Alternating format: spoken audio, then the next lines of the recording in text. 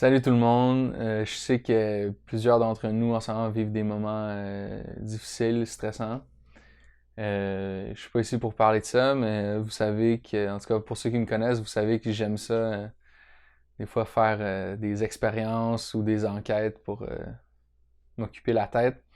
Puis j'ai pensé que peut-être ça pourrait en détendre quelques-uns si je partageais avec vous aujourd'hui une enquête que j'ai faite dans les derniers mois. Peut-être que ça va vous aider à penser à autre chose, ne serait-ce que pour une demi-heure ou à voir. Donc, allons-y.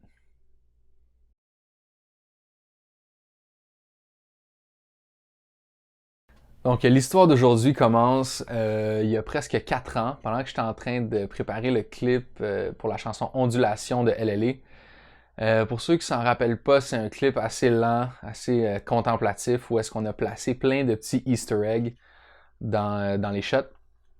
Puis dans le deuxième verse, le verse à Larry, il y a une partie où il se met à parler un peu d'être tout seul sur la route, puis c'est très sombre, très triste. Puis j'avais eu l'idée de placer quelque chose qui allait comme évoquer quelqu'un qui serait mort sur la route, une célébrité qui serait morte en voiture, tu sais. Finalement, si on regarde le clip aujourd'hui, on se rend compte que ce qu'on a choisi, c'était un casse-tête avec une photo en noir et blanc de James Dean, qui est mort en 55 dans un accident de voiture. Puis, bon, voilà. C'est ça qui est dans le clip finalement. Mais pendant que je recherchais tout plein d'options, j'étais tombé sur une autre, mettons un autre artefact intéressant. J'étais tombé sur eBay, sur un gars, un Français, qui vendait 4 cartes téléphoniques prépayées qui venaient de Chine, qui formaient les 4 ensemble un genre de puzzle, une fois que tu les alignais les 4 ensemble. Un puzzle qui formait un portrait de la princesse Diana, qui est morte, elle, en 97 à Paris, dans un accident de voiture, elle aussi, en essayant de fuir des paparazzis. Bon, il y a toute une légende derrière ça, mais on n'est pas ici pour parler de ça. Fait que, en tout cas, tout ça pour dire qu'on est allé avec le portrait de James Dean parce que c'était plus simple, même d'un point de vue logistique, parce qu'il était, comme on pouvait l'acheter juste ici au Valet de Cœur, je pense, tandis que les cartes, c'était comme compliqué, c'est faire livrer, on savait pas si on allait les avoir pour le shoot. Fait que voilà. On est allé avec le portrait de James Dean, mais j'avais quand même sauvegardé la page eBay dans mes signets, puis mes favoris, mes bookmarks, appelez ça comme vous voulez. Puis j'avais comme oublié toute cette histoire-là, mais c'est ce signet-là qui nous amène ici aujourd'hui. Donc ce qui arrive, c'est que c'est super rare que j'utilise mes signets. Fait qu'à chaque fois que je les ouvre, je vois basically tous ceux que j'ai pris depuis que j'ai mon ordi, tu sais. Fait que comme 6 mois après le shoot, le clip est sorti, c'est fini, puis personne ne pense à ça. Je rouvre mes signets pour autre chose. Puis je retombe sur ça, je retombe sur le genre de titre. Puis je me dis, ah, c'est vrai que c'était weird cette affaire-là. Je me demande s'il y a quelqu'un qui les a achetés, tu sais. Fait que je reclique dessus. Là, je retombe sur la page, sur eBay. Puis là, il y a comme quelque chose qui clique. C'était tellement weird, je pourrais pas dire c'est quoi. J'étais comme... Je regardais ça, j'étais comme... J'étais envoûté, bro. J'étais comme envoûté par ces cartes-là. Puis il y a deux trucs qui m'ont vraiment fasciné quand je suis retombé là-dessus. Premièrement, évidemment, la photo. Comme... Tellement weird comme photo. Évidemment, quand on pense à une photo de princesse ou genre une photo royale, on pense à comme une grande robe de bal, peut-être un diadème, une genre de pose super stoïque, super froide. Puis ici, évidemment, c'est pas tout ça qu'on a, tu sais. Fait que premièrement, ce qui saute aux yeux est en salopette. Ça, déjà, what the fuck, tu sais. Mais outre la salopette, ce que je trouvais vraiment particulier, moi, c'était vraiment son regard puis son body language, tu sais. Elle a comme les épaules un peu rentrées par en dedans. Euh, vraiment pas du tout sur ses gardes, pas du tout en train de poser. Son visage, même ses lèvres, c'est comme pas facile de déchiffrer ce qui se passe avec ça. Est-ce que c'est le début d'un sourire ou est-ce qu'elle est en train comme de pincer les lèvres parce qu'elle est impatiente et elle a hâte que la photo se prenne? Même chose, le regard, les yeux un peu baissés, mi-ouverts, quasiment complice. C'est clair qu'elle regarde quelqu'un avec qui elle sent confiance puis elle sent sécurité, puis on n'interprète pas du tout qu'on est dans un contexte de portrait royal officiel, tu sais. Mais clairement, c'est ça. Je veux dire, on voit le backdrop photo derrière. Clairement, être éclairé par un éclairage de studio. La pose, tout ça. Tout ça est un mix comme vraiment weird, tu sais. Ensuite, deuxième chose, c'est les cartes. Je veux dire, comment cette photo-là, aussi étrange puisse-t-elle être, s'est retrouvée sur des cartes prépayées en Chine, comme à 8000 km de Londres. Je trouve que c'est tellement froid, c'est tellement impersonnel.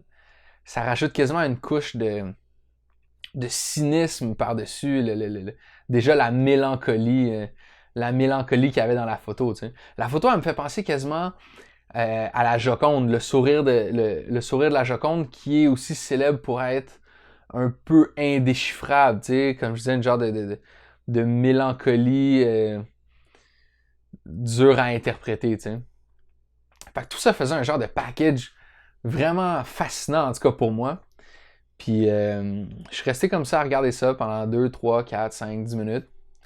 Puis après ça, j'ai fermé la page, puis je suis passé à autre chose. Mais 6 mois après, je suis retombé dessus. Puis 6 mois après, puis 6 mois après. Tellement que de fois en fois, à chaque fois, j'avais comme une petite angoisse de me dire fuck, y a-tu quelqu'un qui l'a acheté parce que un jour, moi, je vais l'acheter, tu sais. Mais évidemment, je l'achetais jamais. Puis la vie continuait. Jusqu'à autour des fêtes, en décembre dernier, je suis retombé dessus encore, puis je me suis dit Will, à ce prix-là, man, gâte-toi. Fait que, ouais, je suis passé à l'action.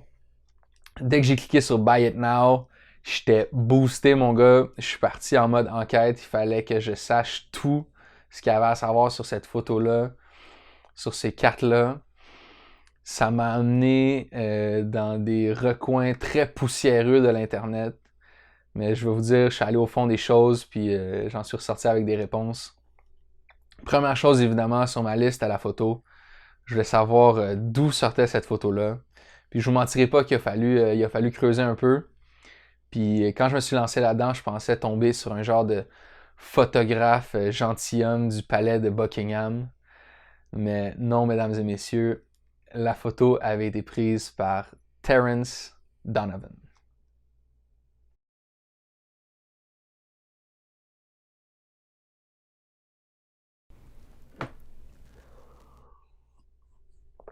Je me suis pris un petit verre d'eau parce que...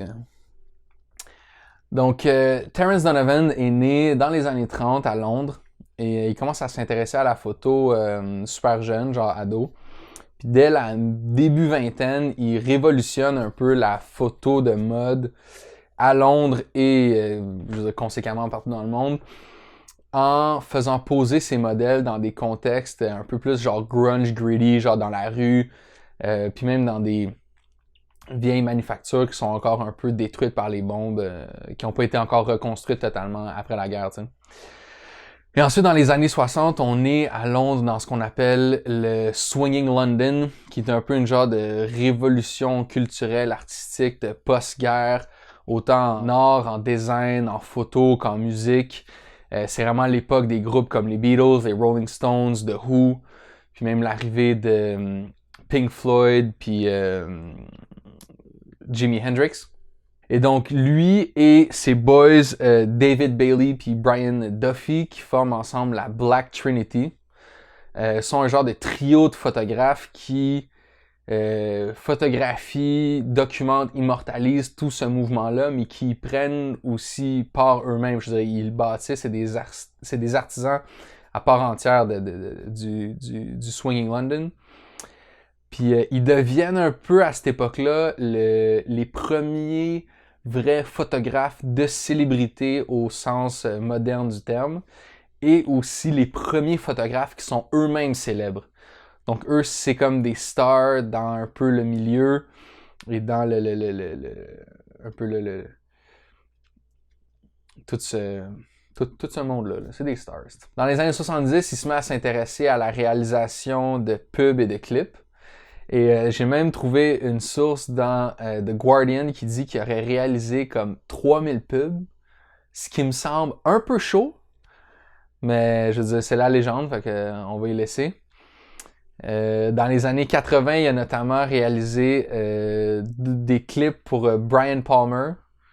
Robert Palmer. Les clips Addicted to Love puis Simply Irresistible, qui sont à l'époque vraiment vus comme des...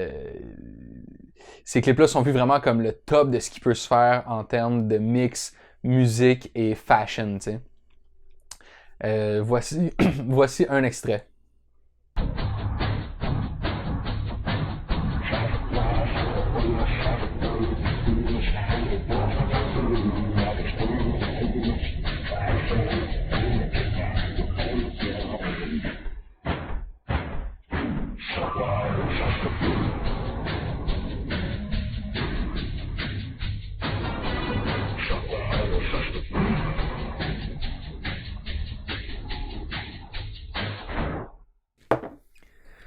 Évidemment, il est aussi ceinture noire de judo. Puis en 85, il a coécrit le livre Fighting Judo, qui est encore aujourd'hui reconnu comme un nice livre de judo, pour ceux que ça intéresse. C'est aussi le père de Dan Donovan, le musicien, Daisy Donovan, l'actrice, et Terry Donovan, un des cofondateurs de Rockstar Games. Donc voilà un peu pour la petite bio Terrence Donovan. Donc, à travers toutes ces aventures-là, il a quand même continué à faire de la photo pour des magazines de mode ou des journaux. Un range assez wide, là, du portrait, du docu, du monde connu, du monde pas connu, des musiciens, des acteurs, du monde bien habillé, du monde pas habillé, et une princesse. Terrence Donovan et la princesse Diana ont eu 4 sessions ensemble à son studio de Londres en octobre 86, en juin 87, en octobre 87 et en février 90. Et donc, une recherche rapide suggère que la photo en salopette a été prise pendant la première session en octobre 86, mais une recherche approfondie confirme qu'elle a en fait été prise en juin 87 pendant la deuxième session. En fait, sur le site de Donovan, il y a plusieurs sections qui parlent de plusieurs aspects de sa carrière, dont une page où il y a un petit texte sur ses collaborations avec la princesse. Et sur cette page-là, il y a 12 photos, 12 images en fait, dont 11 sont des photos qu'ils ont faites ensemble. Et la 12e est un scan d'un cahier de notes de l'époque, qui est en fait le diagramme d'éclairage de la session de juin 87. Et on peut voir tout en haut, c'est écrit Wednesday, the 24th of June 87. Juste en dessous, on a le titre de la princesse. Her Royal Highness the Duchess of Wales. Et ensuite, juste en dessous, on a Setup A, Blue Evening Gown. Et juste en dessous, Setup B, Dungarees and T-shirts. Dungarees qui est une des traductions de salopette. Donc voilà, on a une bonne partie de nos réponses en tout cas. Je vous avoue que avant de tomber sur ce schéma-là, ce diagramme-là qui m'a confirmé les circonstances derrière la photo, l'autre théorie que je suivais, c'est un truc que j'avais lu sur un blog, quelqu'un qui avait mis un commentaire sur un blog en 2014 qui parlait, en fait, qui suggérait que la photo avait été prise avant le vrai shoot, pendant qu'il faisait des tests d'éclairage, puis qu'avant en fait qu'elle se change dans sa genre de belle robe, puis que dans le fond, après le shoot, il s'était rendu compte, cette photo-là, on l'aime dans le fond, fait que autant la sortir, tu sais. C'était une nice théorie parce que ça s'alignait un peu avec le feeling que moi je voyais dans la photo, qui était un truc un peu imprévu, un peu pas trop posé, tu sais. Mais clairement, ce diagramme-là, ce schéma d'éclairage-là nous confirme que non, c'était vraiment une photo prévue, un outfit prévu, et non pas un hasard. Après ça, à savoir pourquoi ils voulaient shooter ça, dur à dire, j'ai pas de réponse vraiment par rapport à ça. Peut-être qu'il y avait tellement de photos plus classiques qu'ils voulaient s'en faire une plus décontractée. À voir. Tant qu'à être là, je pense qu'on peut pas passer à côté. Il faut qu'on parle de la photo en kit de safari, qui est le setup C dans notre schéma d'éclairage, Out of Africa Look. J'ai aucune idée. J'ai vraiment aucune idée pourquoi ils ont voulu shooter ça. Je suis tombé sur quelqu'un sur un autre blog qui proposait que c'était peut-être une photo qui devait être utilisée pour un kit de presse en prévision d'un voyage au Kenya. Mais j'ai vraiment pas trouvé de traces d'un voyage au Kenya dans ces années-là, ou même d'un voyage en Afrique carrément. Fait que je pense que ça va rester un mystère. Malheureusement, l'histoire de Terence Donovan finit tragiquement. Dans les années 90, il souffrait de dépression quand même sévère. Puis en 96, il s'est suicidé dans son studio de Londres.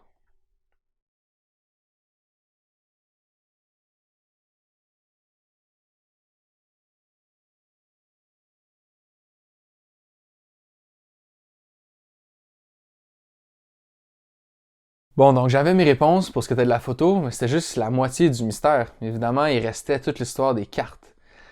Je vous avoue que je savais pas vraiment quel genre d'informations j'espérais aller chercher par rapport à ces cartes-là. Peut-être une date, une région.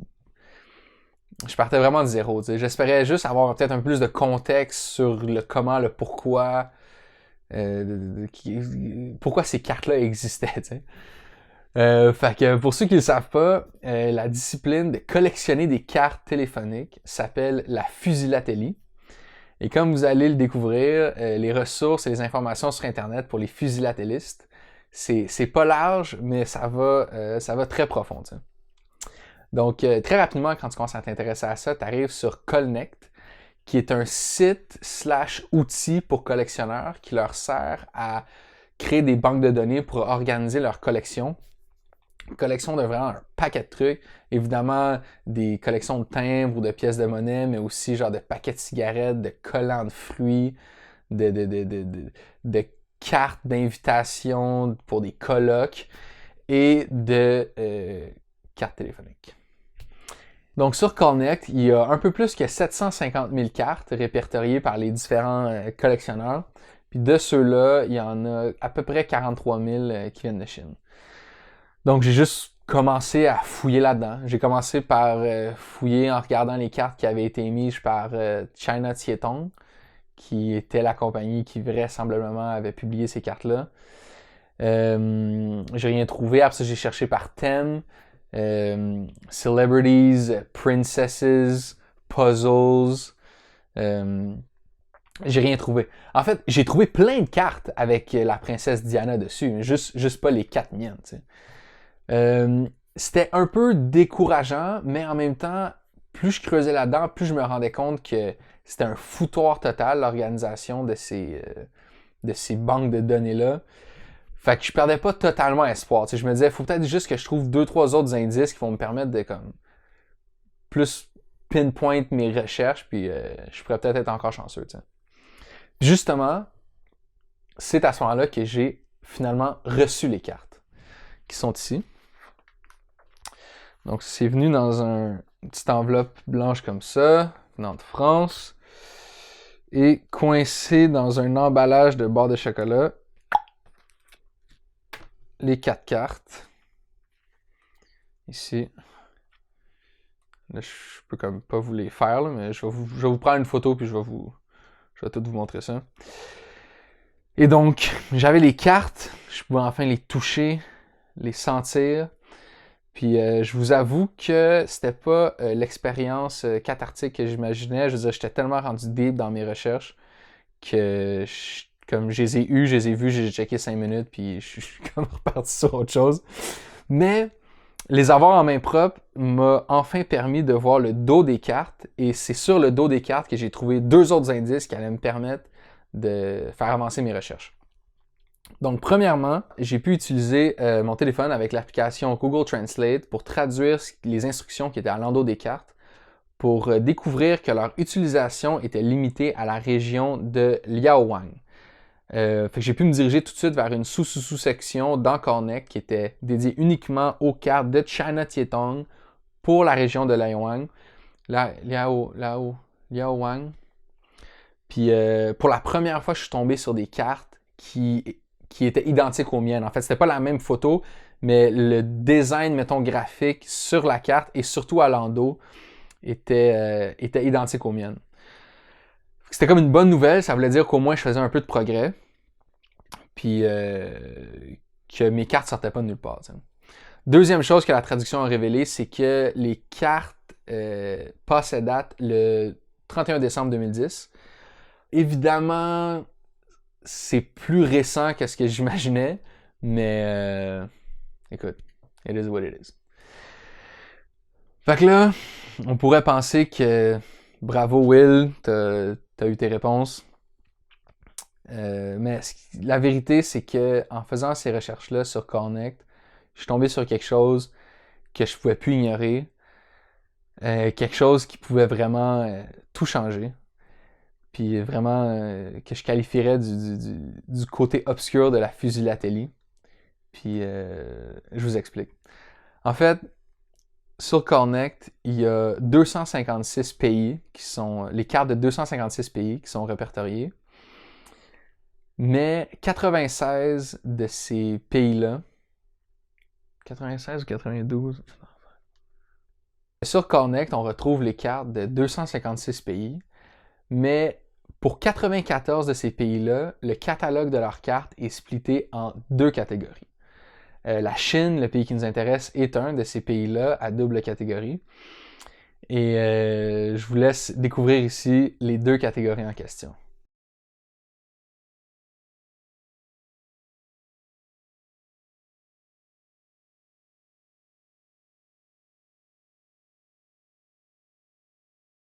Donc, des fausses cartes. Ça, je m'en suis rendu compte dès le début, fait que j'avais fait mes recherches dans les 2 catégories en même temps, c'était pas ça le problème. Le problème, c'était plus pourquoi? Pourquoi quelqu'un voudrait faire des fausses cartes téléphoniques? Je veux dire, je comprends que tu peux prendre un bout de plastique, imprimer quelque chose dessus qui donne l'impression que c'est une carte, vendre ça à quelqu'un pour faire un peu de cash. Mais je veux dire, cette personne-là va rapidement se rendre compte qu'elle peut pas faire d'appel avec la carte. J'imagine qu'elle va se rappeler à qui elle l'a acheté. Puis je veux dire, je comprends le principe, mais ça me semble tellement être une crosse à court terme que j'ai de la misère à croire que la moitié ou presque la moitié des cartes qui sortent de Chine peuvent être fausses, tu sais. Fait que là, ça, j'étais vraiment fasciné, puis je me suis dit, il faut que je creuse, il faut que je trouve des réponses à ça. Non seulement pour comprendre pourquoi quelqu'un ferait des fausses cartes, mais ensuite parce que là, ça mettait un doute dans ma tête, tu sais, est-ce que mes cartes étaient fausses? Encore une fois, les informations étaient super minces. Je veux dire, je suis tombé sur quelques personnes qui discutaient de est-ce que telle carte est vraie ou fausse, mais sans jamais vraiment donner le contexte du pourquoi, tu sais. Jusqu'à temps que je tombe sur un post sur le forum de Connect de quelqu'un en 2011 qui parle de son expérience au Pakistan, qui donne un peu de contexte par rapport à toute l'histoire des fausses cartes, tu sais. Donc, ce que ce gars-là raconte, c'est que il habitait au Koweït à l'époque, puis il devait souvent se rendre au Pakistan, I guess, pour sa job. Puis quand il était là-bas, il achetait des cartes téléphoniques pour faire des appels. Puis à l'époque, une pratique qui était super répandue là-bas, c'était que les gens, soit les petites business ou même des gens, des particuliers, achetaient des gros paquets de cartes blanques, donc blanches, mais qui avaient du crédit dessus. Puis eux imprimaient eux-mêmes ce qu'ils voulaient sur ces cartes-là. T'sais. Fait que souvent, c'était comme des pubs ou des promos pour des commerces locaux ou genre même comme pour la fête à quelqu'un ou genre n'importe quoi. T'sais. Et donc, ces cartes-là étaient fausses dans le sens que c'était pas des cartes qui étaient distribuées par une vraie compagnie de téléphone, mais c'était quand même des vraies cartes qui pouvaient vraiment servir à faire des appels, tu sais. Ça, c'était une pratique qui était répandue dans plein de pays à l'époque, au Japon, en Corée et en Chine. Donc, quelques années plus tard, dans les années 90, on était au pic de l'utilisation des cartes téléphoniques prépayées et donc de leur collection. Et ces gens-là se sont rendus compte qu'il y avait de l'argent à faire avec justement les collectionneurs et les touristes. Et ils se sont mis à imprimer sur leurs cartes des trucs qui étaient spécifiquement pensés pour attirer justement, les collectionneurs et les touristes. Et des gros thèmes à cette époque-là, c'était les acteurs, les chanteurs évidemment, le pape Jean-Paul II et la princesse Diana.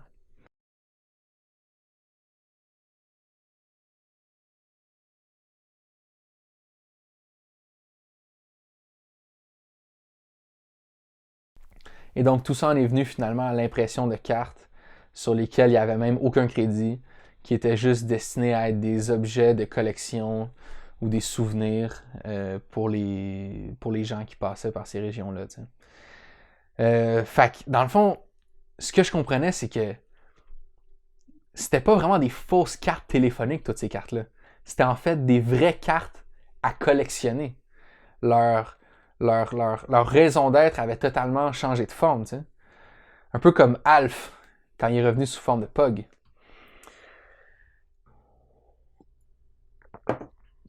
Donc on voit qu'il y a une zone grise dans ce qui peut être considéré comme une fausse carte. Je veux dire, évidemment, tout le monde s'entend pour dire que les cartes souvenirs qui n'ont jamais eu de crédit dessus, c'est des fausses cartes.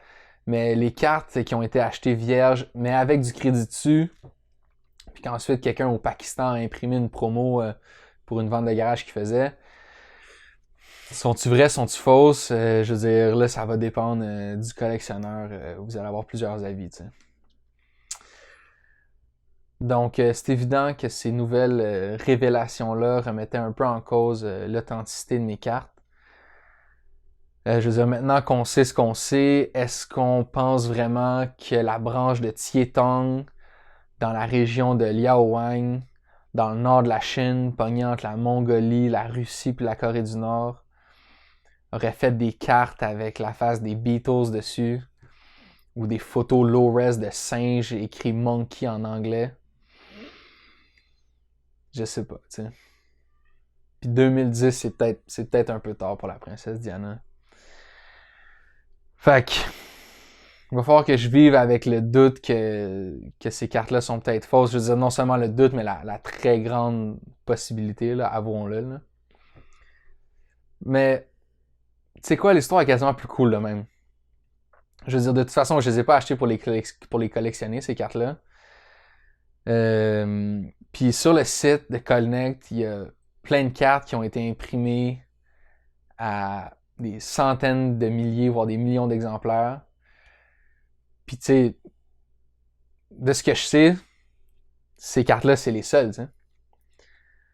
Fait que, dans un sens, la personne qui les a faites, il les a comme faites pour moi, tu sais. Fait que, je sais pas si on va un jour en avoir le cœur net.